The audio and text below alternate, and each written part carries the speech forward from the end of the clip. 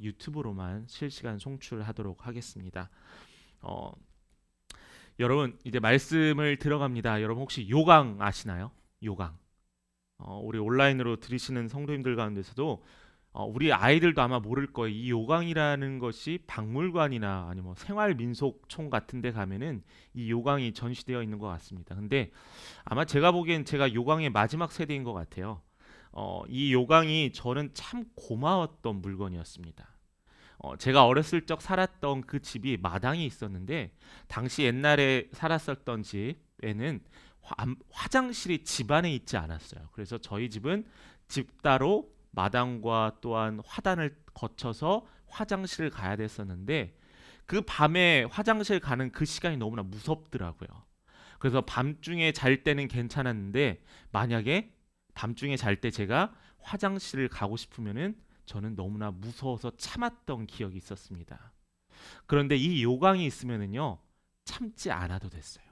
무서워하지 않아도 됐고요. 두려워하지도 않아도 됐습니다. 왜냐하면은 이 요강을 사용하면은 저는 더 이상 두렵지 않기 때문이에요. 그래서 저는 이 요강이 당시에 저는 위안이 됐습니다. 저는 근데 그 뒤에 숨겨져 있는 건 몰랐죠. 어머니께서 요강을 아침마다 비우시고 그걸 닦으셨던. 그냥 저는 막상 화장실을 가지 않아도 되는 두려워하지 않고 무서워하지 않아도 되는 그 사실만 기뻐했던 적이 있었습니다. 여러분 누구나 사람들은 무서워하는 게 있어요. 두려워하는 게 있어요. 걱정하는 게 있어요. 우리 아이들은 어두운 거 무서워하죠. 꼭 밤에 성장기 아이들에게는 높은 데서 떨어지기도 하고요. 막 누군가가 나를 쫓아오는 그 무서움도 있습니다. 그리고 또 귀신도 있고 공포 영화도 있어요. 꿈에 나오는. 그런데 요즘 시대는 그 귀신이나 공포 영화보다 더 무서운 게 뭐냐면은 저는 사람이 무섭더라고요. 서로 간의 인정이 메말라져가는 이 사회의 사람들, 또한 매달 다가오는 대출의 날짜들, 이런 것이 무섭기도 하죠. 두려움은 이렇게 정의가 됩니다. 어떤 현상이나 경험을 예상했을 때 우리가 가지게 되는 불안한 감정을 두려움이라고 정의하고 있어요. 대부분의 사람들이 이 두려움을 싫어합니다. 이 두려움에 대해서 걱정하고 이 두려움에 대해서 나에게는 오지 말아야 될 것이라고 생각을 하죠. 그래서 이 두려움은 나와는 거리가 멀어졌으면 좋겠다라고 생각을 합니다. 여러분 2021년을 살아가는 우리, 지금 이 시대를 살아가고 있는 우리가 이 두려움의 원인, 이 두려움을 왜 경험하고 있을까? 네 가지로 정의해 볼 수 있습니다. 첫 번째로는 사랑받지 못해서 두려워요. 여러분 사랑받지 못해서 두려워요. 사람들에게 관심받지 못해서 두렵다라는 겁니다. 이제는 사람들이 홀로 독거에서 또한 고독사하는 사람들이 늘어나기 시작했어요. 사랑받지 못해서예요. 사람들이 관심받지 못해서고요. 따뜻한 가족이 없어서 그렇습니다. 또한 능력 중심의 사회에서 두렵습니다. 사람을 평가하는데 무엇으로 평가하냐면은 사람들의 능력으로 평가를 해요. 학벌로 평가를 하고 회사의 연봉으로 평가를 합니다. 또한 물질 중심 사회에서 가진 것에 대해서 평가를 해요. 너가 얼마나 넓은 집, 얼마나 많은 소유, 얼마나 많은 좋은 차, 이것이 사람의 평가의 기준이 되고 있어요. 마지막은 외모가 평가의 기준이 되었습니다. 이왕이면 다홍치마라고 하는 이러한 말들이 우리 안에는 자연스럽게 외모로 판단한다는 거예요. 왜 블라인드 테스트가 있고 왜 얼굴 보지 않고 면접으로만 회사에서 사람을 뽑을까요? 이 외모가 주는 평가의 기준 때문이라고 생각을 합니다. 여러분 이제는 이러한 것들로 네 가지의 원인으로 인해서 우리가 두려움을 경험하고 있어요. 이러한 두려움으로부터 우리가 극복하는 비결이 있습니다.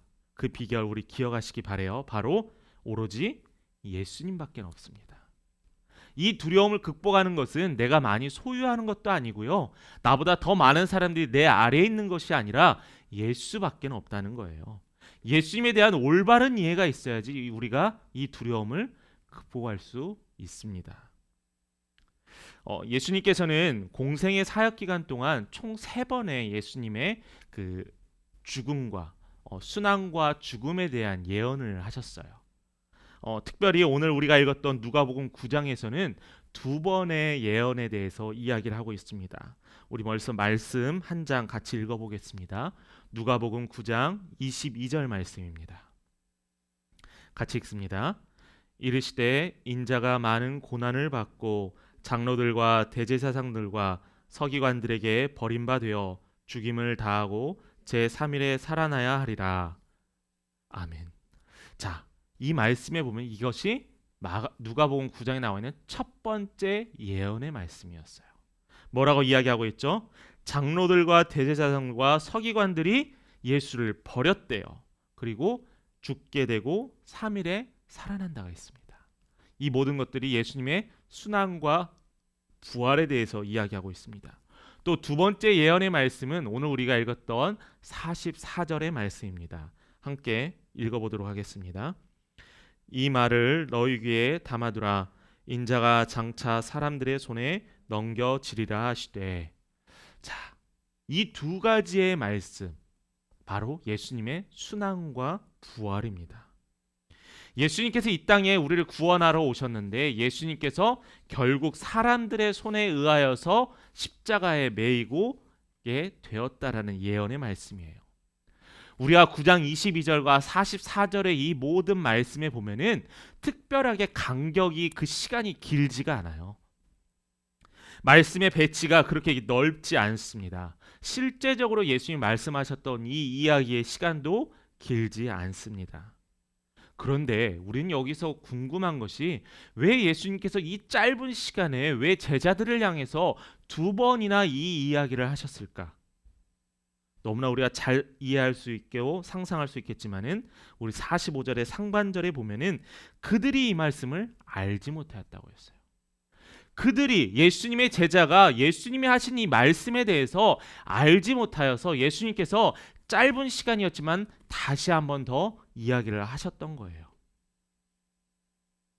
깨닫지 못했던 이유를 우리가 살펴보면은 44절에 너희 귀에 담아두지 않았기 때문이에요. 예수님께서 말씀하셨지만은 그들은 자신들의 이야기라 생각하지 않고 예수님께서 어떤 이야기를 하는지 이해하려 하지 않고 자신들의 귀에 남아있지 아니하였다라고 했어요. 제자들은 첫 번째 순환 예고 이후에 예수님의 말씀을 그냥 지나쳤습니다.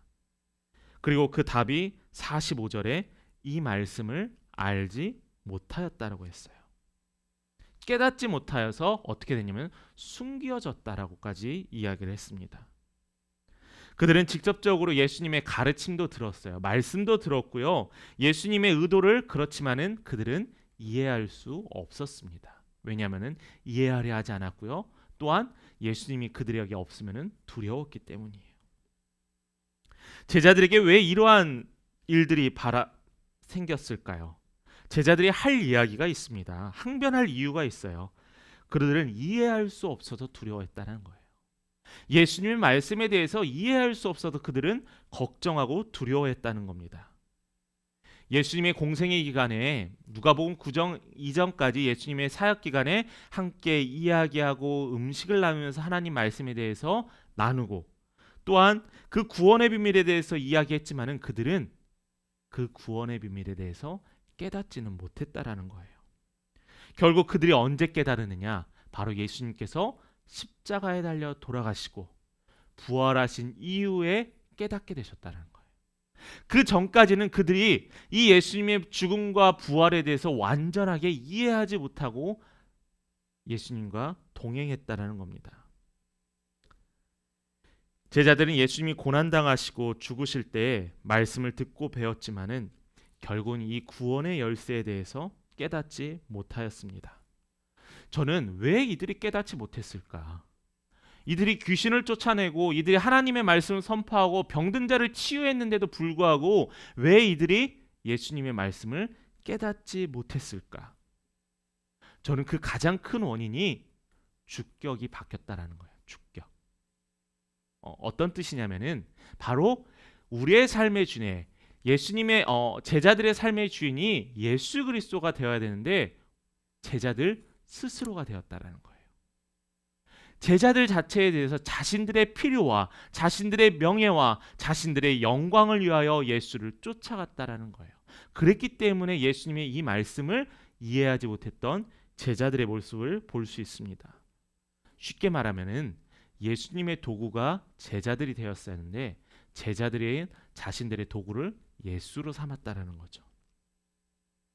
내 생각, 내 경험이 중요시되는 현재의 모습 분명히 잘못되어 가고 있습니다. 오늘날 우리에게도 동일하게 작용되는 거예요. 기독교가 예수 그리스도를 통해 욕망과 목적을 이루려고 합니다. 만사형통 우리 새해 인사 때 요즘 이런 건 많이 안 쓰더라고요. 좀 유쾌한 새해 인사들 많이 하는데 예전에는 만사형통, 근하신년 이런 이야기들 많이 했습니다. 예수 믿으면 모든 일이 만사형통 됩니다. 믿으시죠? 네, 아멘입니다. 그런데 우리가 잘못 오해되어질 수 있는 부분이 뭐냐면은 지금은 고난당하고 어려워도 나중에는 형통하리라라는 말씀이에요. 형통하리라는. 이것이 다 잘못됐다는 게 아니에요. 이것이 모든 것이 믿는 것 자체가 잘못됐다는 게 아니에요. 그렇지만 우리가 여기에서 내가 지금 잘 될 거야, 부자가 될 거야, 모든 것을 얻을 거야, 모든 이득을 얻을 거야라는 물질의 개념과 소유의 개념으로 하면은 이 형통이라는 개념은 우리가 잘못 이해되어지는 개념이라는 겁니다. 잘 된다는 것은 무엇일까요? 형통하다는 것은 무엇일까요? 우리가 요셉 이야기를 많이 합니다. 성경을 교회를 다니지 않는 분들도 이 요셉 이야기를 많이 알죠. 이 요셉이 꿈의 사람 요셉이 보면은 우리가 어떠한 생각을 갖게 되냐면은 요셉이 지금은 고난을 당하지만 나중에 형통했다. 하나님을 올바로 믿었더니 모든 것이 잘 되고 총리가 되었다라는 결론에 이르러요. 이것은 위험성이 있다는 겁니다. 요셉이 총리가 안 되었다면은 그를 우리가 꿈의 사람이라고 부를 수 있었을까요? 여러분들은 어떻게 받아쓰겠습니까? 요셉은 이 당시에 고난을 당하는 이 당시에 자신이 미래에 대해서 알지 못했어요. 그렇지만은 어떻게 고백하는지 우리 말씀을 통해서 한번 보도록 합니다. 창세기 39장 2절 말씀입니다. 우리 함께 같이 읽어봅니다. 시작. 여호와께서 요셉과 함께 하심으로 그가 형통한 자가 되어 그의 주인 애굽 사람의 집에 있으니. 자, 여기서 뭐라고 하고 있죠? 요셉의 지금 상황에서는 자신이 형들로부터 쫓김을 당하고 자신들이 노예로 팔려서 노예의 신분에 있는데도 불구하고 자신을 뭐라고 했냐면 형통한 자가 되었다라고 했어요. 하나님께서 그에게. 그의 노예의 신분, 그의 상황에서는 형통하지 않았어요. 우리들의 눈에 보기에는 그는 어려웠어요. 그렇지만 하나님께서 그에게 형통하다라고 이야기했어요. 우리 또 하나 말씀 볼까요? 39장 23절의 말씀입니다. 간수장은 그의 손에 맡긴 것을 무엇이든지 살펴보지 아니하였으니 이는 여호와께서 요셉과 함께 하심이라. 여호와께서 그를 범사에 형통하게 하셨더라. 하나님, 이해가 되지 않아요. 지금 요셉이 어디에 있어요? 감옥에 있어요.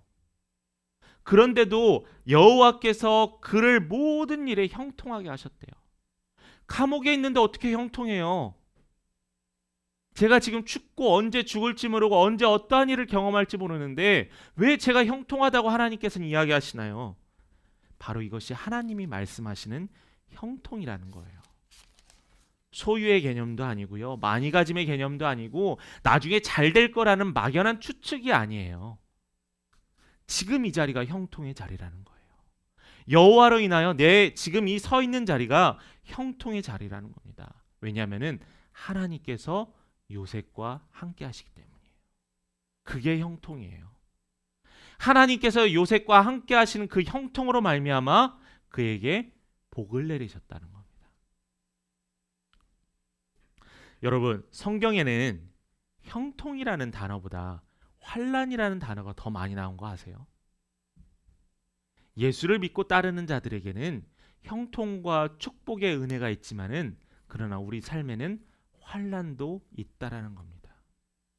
우리가 듣기 좋아하는 것, 우리가 듣기에 익숙한 것, 우리가 듣기에 기분이 좋아지는 것만이 아니라 우리의 신앙생활에 우리의 삶의 터전 위에서는 환난이 늘 존재한다는 거예요. 그렇지만 이 환난을 이겨낼 수 있는 비결은 여호와께서 우리와 함께 하심에 우리는 형통의 길로 갈 수 있다라는 겁니다. 예수님은 우리의 도구가 아니에요. 형통하기 위한 발판도 아닙니다. 예수님께서 예루살렘 성에 들어가실 때 청탁 사건이 있었습니다. 청탁 사건. 바로 야고보와 요한의 어머니가 와서 예수님께 요청하죠. 당신이 왕이 되셨을 때 우리 아들 중에 하나는 당신의 좌편에 우편에 세워달라고 해요. 성경에 나타나는 청탁 사건이죠. 모든 부모들이 가능한 일이기도 합니다. 예수님, 우리 자녀를 하나님의 형통한 길로 세워주세요. 하나님, 우리 자녀가 이 땅 가운데서 놀라운 역할을 하게 해주세요.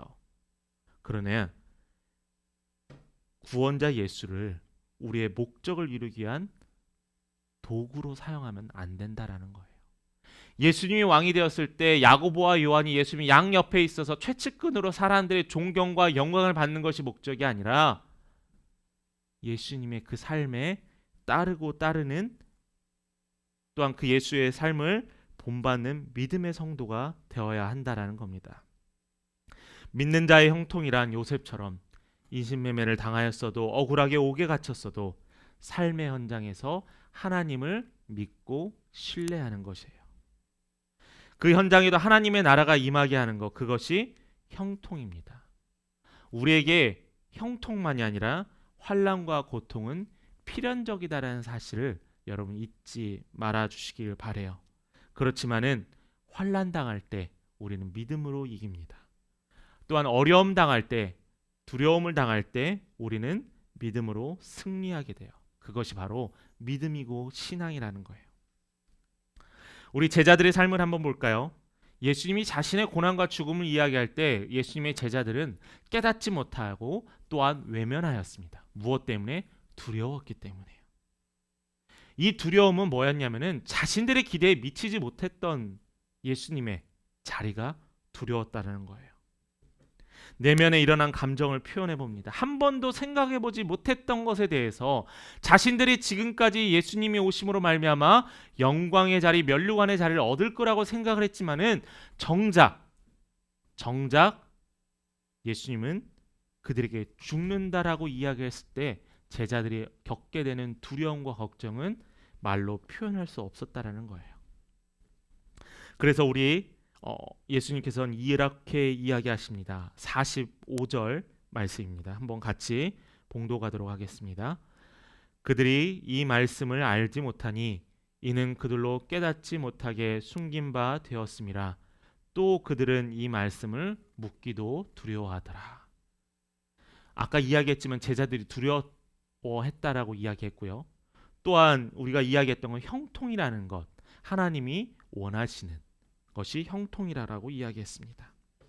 여기에서 우리가 한 번 더 기억해봐야 될 것은, 생각해봐야 될 것은 제자들은 이 말씀을 이해하고 있었어요. 왜냐하면 두려웠다라고 이야기를 했거든요. 그들이 두려워했다는 것은 예수님의 죽음이었어요. 죽음. 여러분, 죽음 두려워하지 않으시는 분 계세요? 장례식장에 가거나 화장장에 가거나 누군가 성도들의 죽음을 앞두거나 가족의 죽음을 앞둘 때 우리는 두려워합니다. 임종의 순간에 많은 사람들이 두려워 벌벌 떨기도 합니다. 빨리 죽어야지 하면서도 육체적인 죽음에 걱정하기도 해요. 병원에 가면 얼마나 많은 사람들이 누워 있습니까?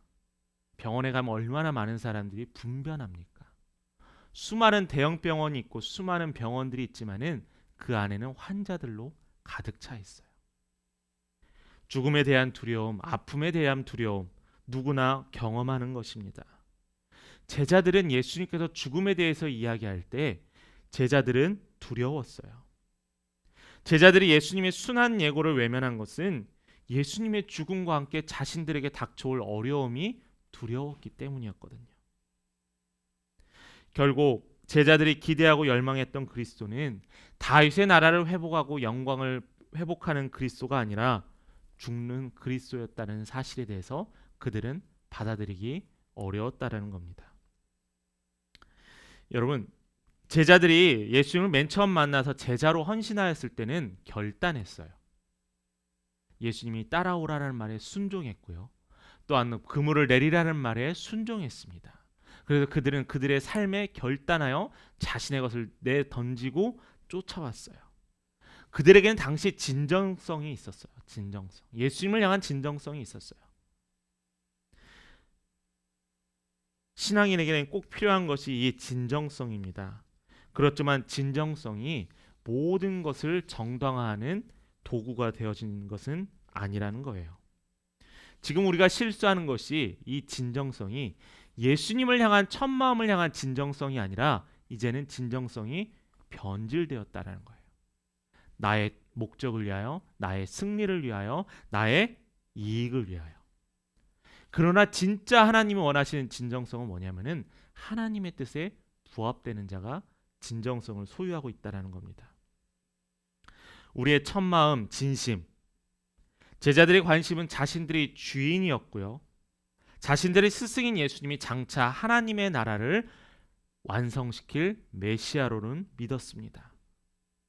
그러나 이 말씀을 선별적으로 들었던 제자들의 모습. 왜냐하면 제자들은 외면했거든요. 우리의 삶에 한번 비춰보도록 합시다. 여러분들에게 하나님께서 말씀하시고 또한 기도하는 가운데 나의 마음을 이끄셨던 주님께서 때로는 나에게 듣기 좋은 이야기도 하실 때가 있어요. 그렇지만 반면에 나에게 헌신을 요구하는 이야기를 하실 때가 있습니다. 그럴 때 여러분은 어떻게 응답하세요? 하나님, 저 그거 어려우니까 하지 않겠어요 하면서 하나님의 음성을 외면하지는 않으시는가요? 하나님의 명령에 내가 선택적으로 듣고 있지는 않는가요? 이 제자들의 모습이 그러한 모습이었다는 거예요. 자신들에게 축복과 자신들의 권능을 행할 때는 예수님의 말씀에 귀 기울였지만은 자신들이 듣기 싫어하고 두려워하는 그 이야기에 대해서는 제자들은 외면하였다는 겁니다. 예수님의 고난과 죽음을 올바로 이해하지 못합니다. 예수님을 따라가는 그리스도인들에게서 제자들의 어리석은 모습은 쉽게 발견됩니다. 우리도 말씀의 온전한 순종으로 또 하나님의 명령에 순종함으로 따라야만 할 것이에요. 우리가 못 알아듣겠으면 다시 질문해야 돼요. 하나님, 나에게 무엇을 이야기하시길래 나에게 이러한 이야기를 하셨나요? 라고 다시 질문해야 돼요. 제자들처럼 외면하지 말아야 합니다. 다시 질문하고 확인하고요. 절망에 빠졌다면, 두려움에 빠졌다면 나를 이 두려움에서 회복해 없소서까지 기도하는 주의 종이 되어야 할 겁니다. 그렇다면 우리에게 주어진 과제가 무엇일까? 마지막으로 나누어 보려고 합니다. 예수님께서 예수님의 제자를 통하여 순환과 또한 부활에 대해서 이야기를 하시고 제자들은 외면했던 이 이야기를 통하여서 2021년 사순절을 앞두고 있는 우리가 결단해야 될 것은 무엇일까요? 이번 주 수요일부터 주일을 뺀 40일이 사순절이라고 합니다.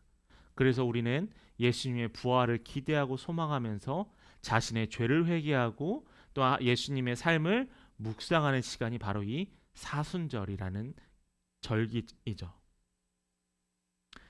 제자들은 예수님의 고난과 죽음을 이해하지 못했던 이유는 두려움이었고 어리석음이었고 무지함이었습니다.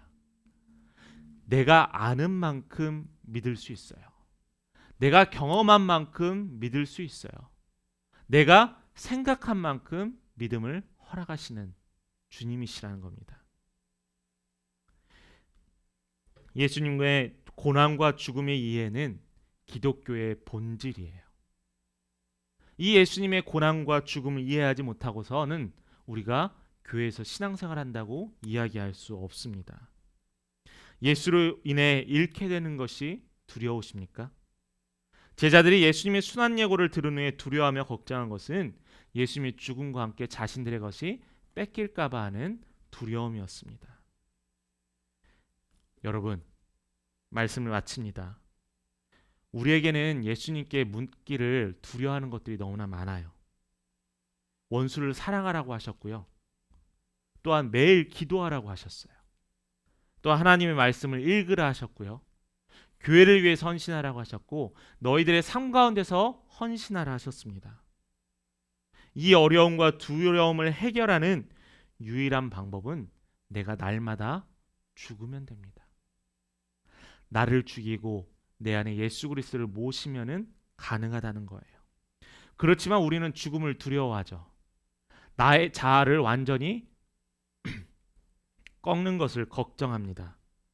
그렇지만은 예수님께서 약속하신 게 뭐냐면은 너가 죽으면은, 너가 나를 위해 죽으면은 너가 할 수 없는 그것을 내가 완성시키리라는 거예요. 이게 우리에게 위로의 말씀이 됩니다. 내가 할 수 없는 것을, 내가 죽었더니, 내 안에 예수 그리스도를 모셨더니 내가 할 수 있는 그것보다도 더 많은 것들을 완성시키고 예비하신다는 그 예수님의 약속, 이것을 우리가 경험해야만 합니다. 그것이 우리가 살 수 있는 비결이에요. 죽었더니 살 수 있는 비결이라는 겁니다. 수요일부터 시작되는 사순절, 40일 동안의 여정입니다. 예수로 사는 습관을 여러분 만들어 가셨으면 좋겠어요. 예수님의 말씀이 더 이상 나에게 두려움이 아니었으면 좋겠습니다. 예수님의 말씀이 나에게 더 이상의 불편함이 아니길 바라요. 오히려 예수님의 말씀이 감사와 평안이 되기를 바랍니다. 한 책을 가지고 40일 동안 생각하고 질문하고 답을 구하려고 합니다. 여러분들 예수님께서 걸으셨던 그 길과 삶의 여정을 우리 성도님들에게 직접 비추시는 시간이 되길 바라요. 2020년의 사순절, 2021년의 사순절, 그때 만났던 예수님과는 또 다른 예수님을 경험하시는 우리 믿음의 성도님 되길 바랍니다. 이러한 두려움을 이겨내심으로 말미암아 성숙한 믿음을 소유하는 우리 귀한 믿음의 성도님 되기를 간절히 축원합니다. 우리 이 시간 우리 함께 찬양하고 고백하도록 하겠습니다. 기도합니다.